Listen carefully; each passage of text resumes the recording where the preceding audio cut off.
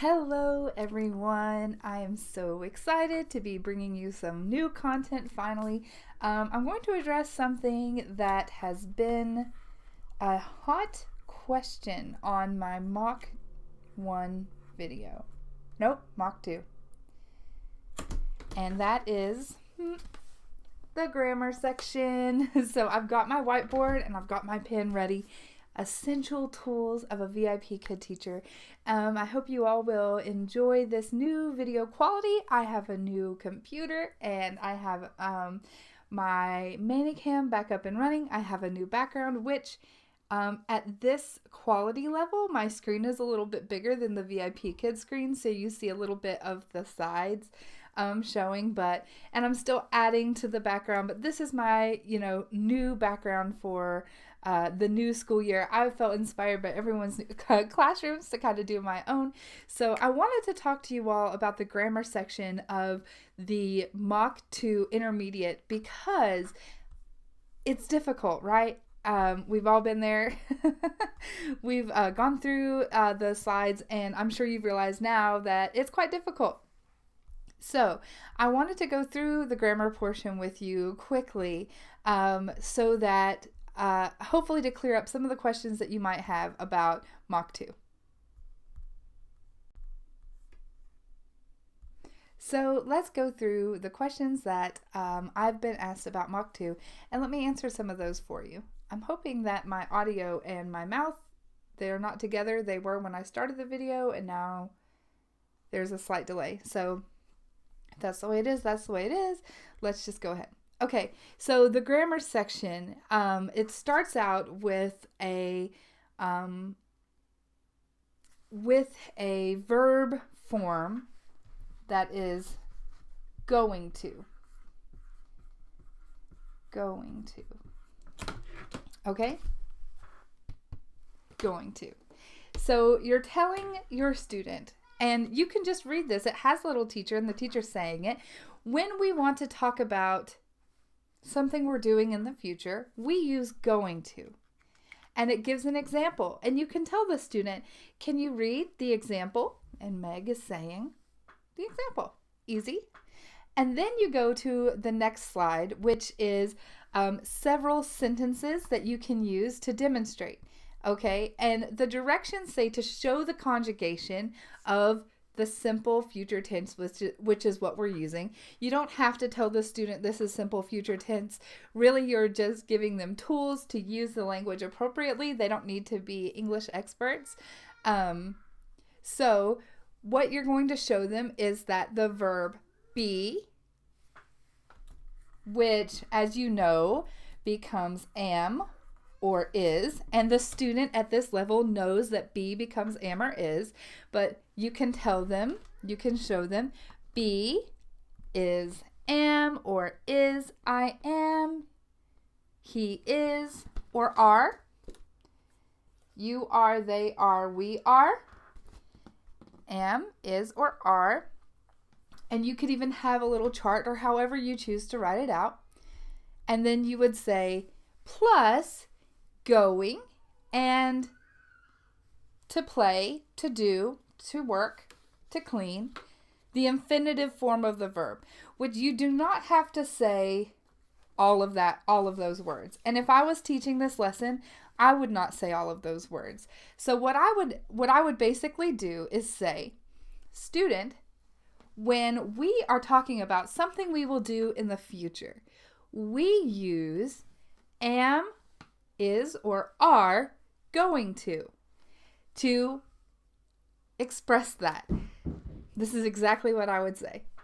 For example, can you read the first sentence? And they will read, I am going to, and the rest of the sentence. And you would say, that's right. Look, we used am, going to, and then a verb. And it says to show the conjugation, you're going to underline the whole thing. Am going to verb. All of that is the conjugation because am is conjugated plus we're using the going to or going plus the infinitive to clean. That whole thing is your conjugation. So what you'll do is you'll have them read each sentence, and then you're going to have them underline that portion. Okay, so you can move quickly through that. It's fairly simple. And then you're going to say, can you think of something you will do in the future? I am going to take a nap. Can you think of something you are going to do? And hopefully they'll say, I am going to the pool, or I am going to swim. Yes, I am going to swim. That is a great example. Something like that works perfectly.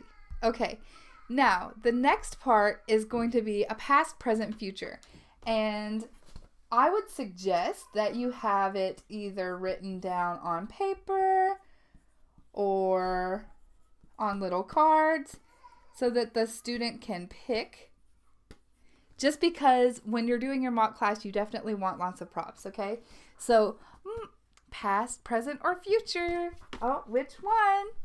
I wouldn't use this big of a board for that. This is my board that I use kind of half off the screen and half on the screen. But if I was doing my mock, maybe I would have a smaller board or even a piece of paper. Okay, so the directions say to have the student, or you, depending on their reading speed, read the sentence and decide, is this something that happened in the past, the present, or the future? And what you can do to kind of guide the student is underline the verb as they read and ask, is this past, present, or future? One thing you might do as a clue on your past,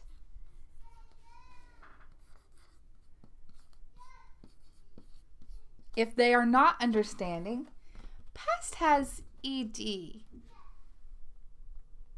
Future has will or will not, and present just has the verb.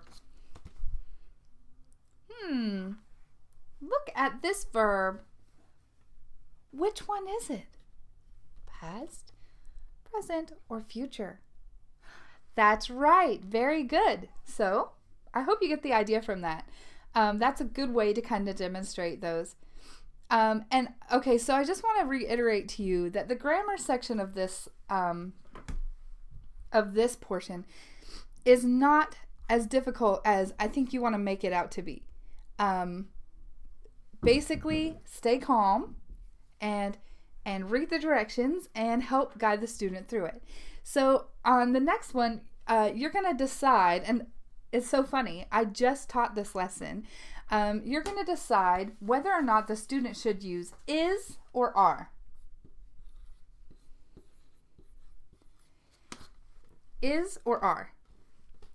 And you can also have this written out on your board. You might have another board or whatever you choose. But, sorry, it's off the screen. Is or are. And basically, the rule is when there is one subject, you use is.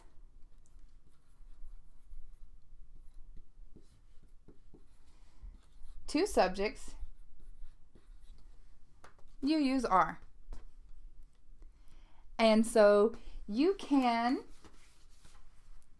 explain that to the student.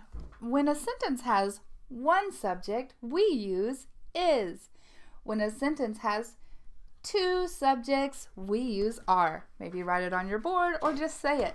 And then when the student reads the sentences on the slide, because you definitely want to make sure that they are reading and speaking most of the time, you can underline the subjects and explain that this is the subject, we will use this. This is the subject, we will use this. How many subjects do you see? And you can underline and show them, and then they can pick. So is it is or are? And they can use your examples that you gave on your board. 2 or 1. Okay, I see 1, and you wrote 1 is, so it's is. Okay, great. So they can use your examples to figure that out. Okay, I hope that helped clear up the grammar portion of this mock 2. I know it is probably the most difficult part in your mind, but I promise, it's not actually that hard. All you have to do is kind of read and work your way through it. And I would encourage you, as you practice your mock 2, to work on saying things in different ways, rephrasing yourself so that you will be prepared when the student is maybe different than you anticipated. So obviously, don't just practice the way I told you, and don't just practice like direct quotes. Practice is great, but you need to be able to think on your toes. You need to think in your mind, if they don't understand this, how else can I explain it in a way to simplify it? So I gave you some tools, but finding the rest of the tools and figuring it out is really up to you. And I know you can do it because you are an awesome teacher. Thank you guys for watching. Thank you for being patient while I was on hiatus with school starting back and everything being so crazy. I really, really appreciate your patience with me and your patronage to my channel. I love you all. Always, always feel free to send me an email. Feel free to look me up on Facebook. Feel free to send a message here. Feel free to leave a comment. Don't forget to like, thumbs up this video. That's like, thumbs up. And also the subscribe button.